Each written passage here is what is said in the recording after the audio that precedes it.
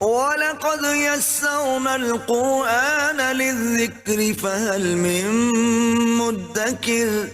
اور بے شک ہم نے قرآن کو نصیحت کے لیے آسان کر دیا ہے، تو کیا کوئی نصیحت قبول کرنے والا ہے؟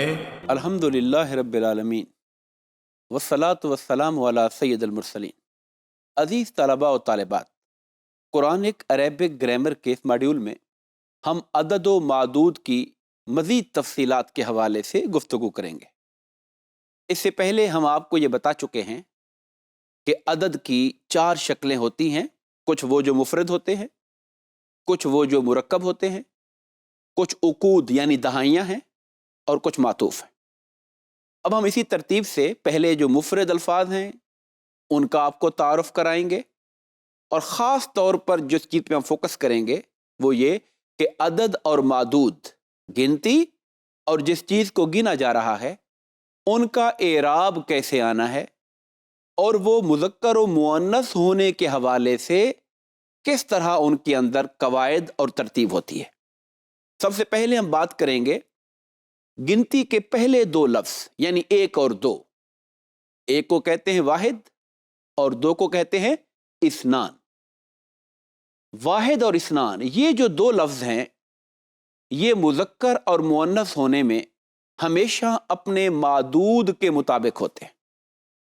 پھر سمجھیے اس بات کو، یعنی جس چیز کو گنتی کر رہے ہیں اگر وہ مذکر ہے تو عدد بھی مذکر ہوگا، اور جس چیز کی گنتی کر رہے ہیں اگر وہ مؤنث ہے تو عدد بھی مؤنث استعمال ہوگا۔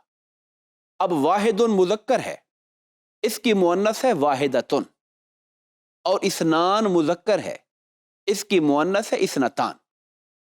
آپ مثال دیکھیے، ہم کہنا چاہتے ہیں ایک آدمی، تو اس کو کہتے ہیں رجل واحد۔ یہاں پر معدود جس کو گنا جا رہا ہے 1 اور 2 میں، جس کو گنا جا رہا ہے وہ پہلے آتا ہے، معدود پہلے آتا ہے، عدد اس کے بعد آتا ہے، اور جو عدد ہوتا ہے وہ ایکچولی صفت بن رہا ہوتا ہے معدود کی۔ اب آپ پہلے پڑھ چکے کہ صفت اور موصوف کے درمیان مطابقت ہوتی ہے، اگر موصوف واحد ہے تو صفت واحد آئے گی، اگر معدود مذکر ہے تو صفت بھی مذکر آئے گی، اگر معدود مرفوع ہے تو صفت بھی مرفوع آئے گی۔ یہ سارے قواعد آپ جان چکے ہیں۔ آپ ان مثالوں پہ فوکس کیجئے۔ ہم نے کہا ایک آدمی تو رجل واحد، لیکن کہا ایک عورت تو کیا کہا؟ امرأۃ واحدۃ۔ واحد مذکر ہے، واحدۃ مؤنث ہے۔ رجل مذکر تھا تو ساتھ کیا آیا؟ واحد۔ عورت مؤنث ہے تو ساتھ کیا آیا؟ واحدۃ۔ یہ ترتیب ہے۔ اب 2 کی طرف چلتے ہیں۔ ہم کہنا چاہتے ہیں 2 آدمی، رجلان۔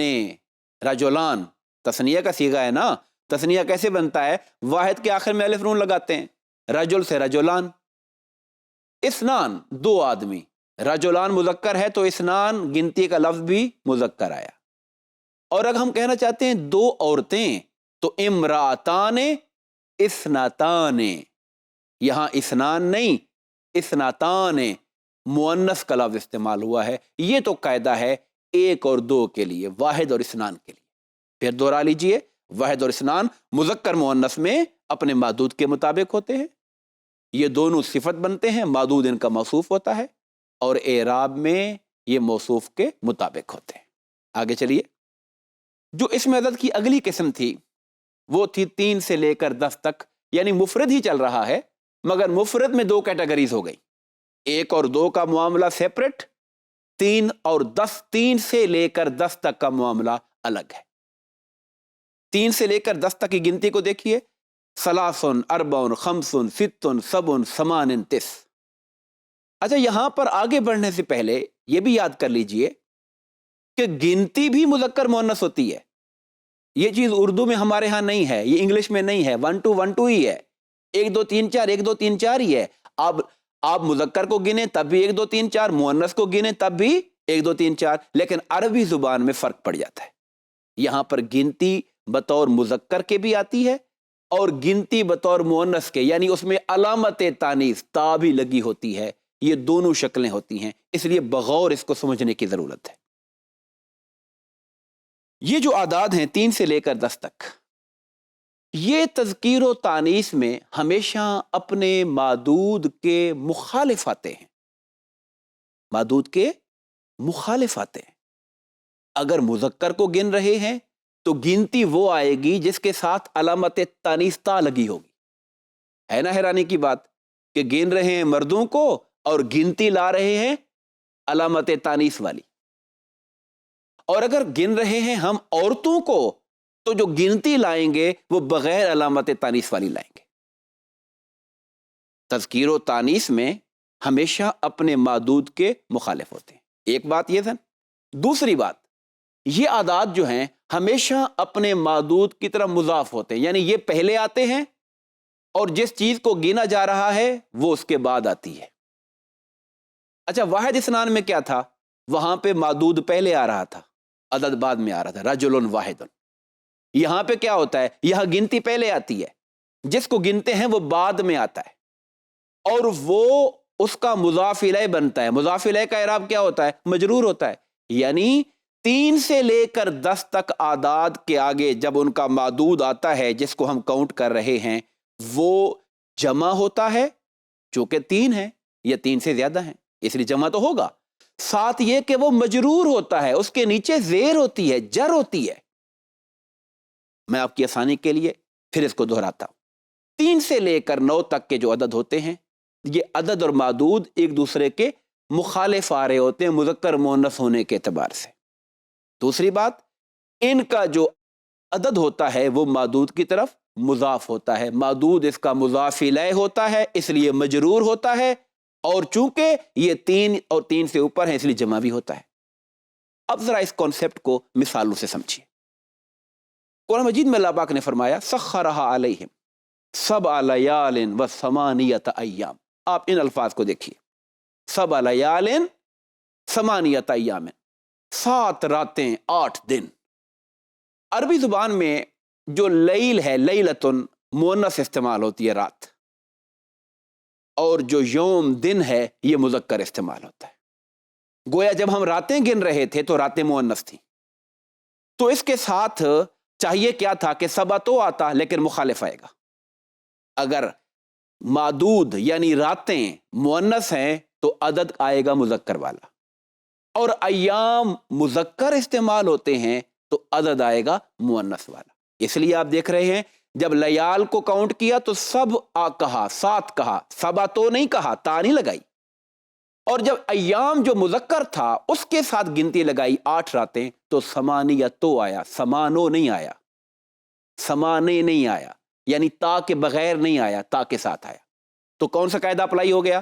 یہ والا قاعدہ اپلائی ہو گیا کہ اگر معدود مذکر ہوگا تو عدد مؤنث ہوگا، اور معدود مؤنث ہوگا تو عدد مذکر ہوگا۔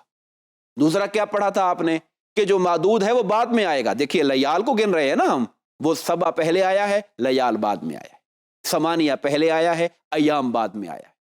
تیسری چیز ہم نے کیا پڑھی تھی کہ وہ جمع ہوگا اور مؤنث ہوگا، تو لیال لیلتن کی جمع ہے اور زیر آئی ہوئی ہے، ایام یوم کی جمع ہے اور اس کے نیچے بھی جر آئی ہوئی۔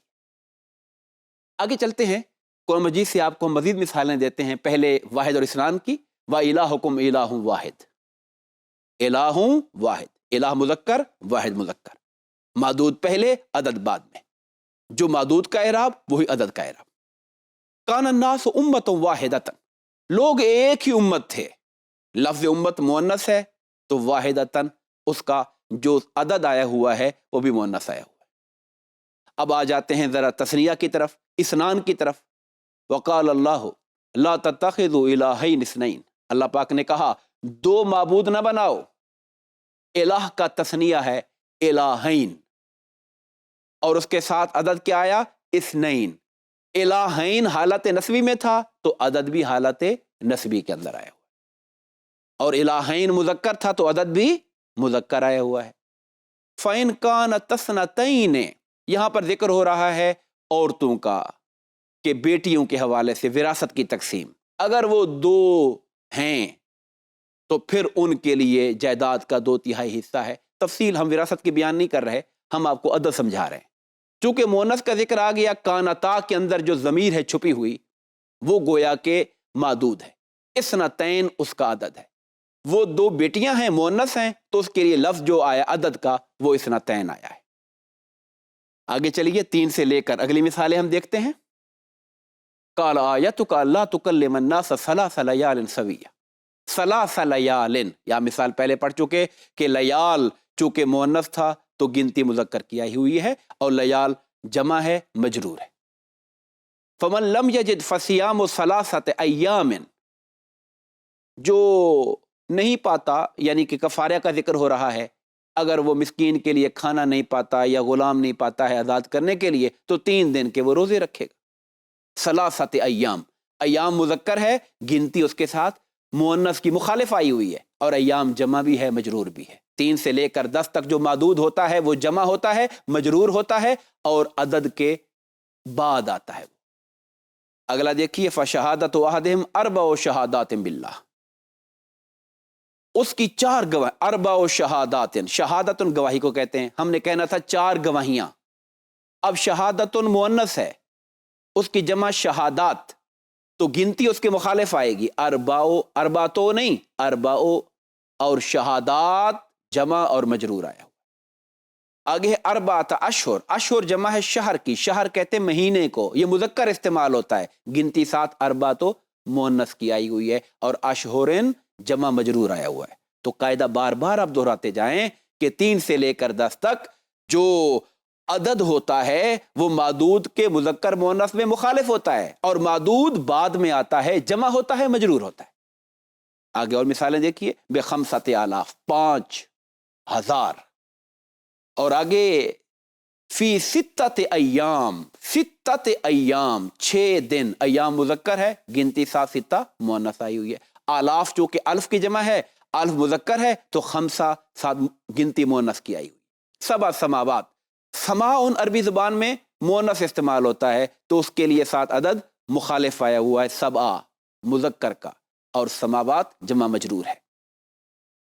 قرآن مجید میں ذکر ہوا جہنم کا، لہا 7 ابواب، جہنم کے 7 دروازے ہیں. 7 ابواب، باب چونکہ مذکر ہے تو 7 گنتی مؤنث کی آئی ہوئی ہے اور جمع اور مجرور ہے ابواب. آخر میں دیکھیے 8 حجج، 8 حجج 8 سال. حجت مؤنث ہے، اس کی جمع ہے حجج، تو اس کے ساتھ جو گنتی آئی ہوئی ہے وہ مؤنث کی مطابق نہیں آئی. قاعدہ کیا تھا کہ معدود اور عدد مخالف ہوں گے. معدود مذکر ہے تو عدد مؤنث، اور معدود مؤنث ہے تو عدد مذکر ہوگا. مزید مثالیں بھی آپ دیکھیے. 8 ازواج، 8 جوڑے. زوج کی جمع ہے ازواج، مذکر لفظ ہے اس لیے 7 گنتی 8 مؤنث والی آئی ہوئی ہے اور ازواج جمع اور مجرور. 9 آیات، آیات جمع ہے آیتن کی، مؤنث استعمال ہوتی ہے اس لیے عدد 9 مذکر آیا ہوا ہے اور آیاتن جمع مجرور. 9 رہتن، 8 سردار، یہاں مذکر تھا رہت تو اس لیے 7 جو گنتی آئی وہ مؤنث کی آئی ہوئی ہے. آخری لفظ آپ کا جو قرآن مجید کے حوالے سے رحمتن، یہ مرسی رحم کے معنی میں آتا ہے. 114 مرتبہ یہ لفظ قرآن میں استعمال ہوا ہے. رحمتن بھی آیا ہے، حرف جار کی وجہ سے بے رحمتن بھی آیا ہوا ہے، رحمت ہی ضمیر کی طرف مضاف ہو کر بھی آیا ہوا ہے، رحمتی میری رحمت، رحمت کا تیری رحمت، ارحم ایک اس میں تفضیل کے طور پر بھی آیا ہوا ہے، بہت رحم فرمانے والا. الراحمین، راحم اس میں فاعل کی جمع کے طور پر بھی آیا ہوا ہے. مثالیں دیکھیے. وما ارسلناک الا رحمتا للعالمین، بہت مشہور آیت کریمہ ہے، رحمتا للعالمین. اور آگے دیکھیے برحمت منہ، من یشاء فی رحمتہ یدخل من یشاء فی رحمتہ، اپنی رحمت سے جس کو چاہتا ہے داخل کر دیتا ہے اپنی رحمت کے اندر. آگے اولئک یئسوا من رحمتی، میری رحمت سے مایوس ہو گئے. وادخلنا فی رحمتک، بندہ کہہ رہا ہے اللہ ہمیں اپنی رحمت میں داخل کر. وانت ارحم الراحمین، اور تو سب رحم کرنے والوں سے بہترین رحم فرمانے والا ہے. تو آپ نے رحمت، اس کا فاعل راحم، اس کی جمع راحمین، ارحم، رحمتی، رحمتہ، یہ سارے الفاظ کی مختلف شکلیں ہیں لیکن اصل چیز رحمتی ہے. اگر آپ اس کو پہچان گئے تو آپ باقی تمام الفاظ کو پہچان جائیں گے.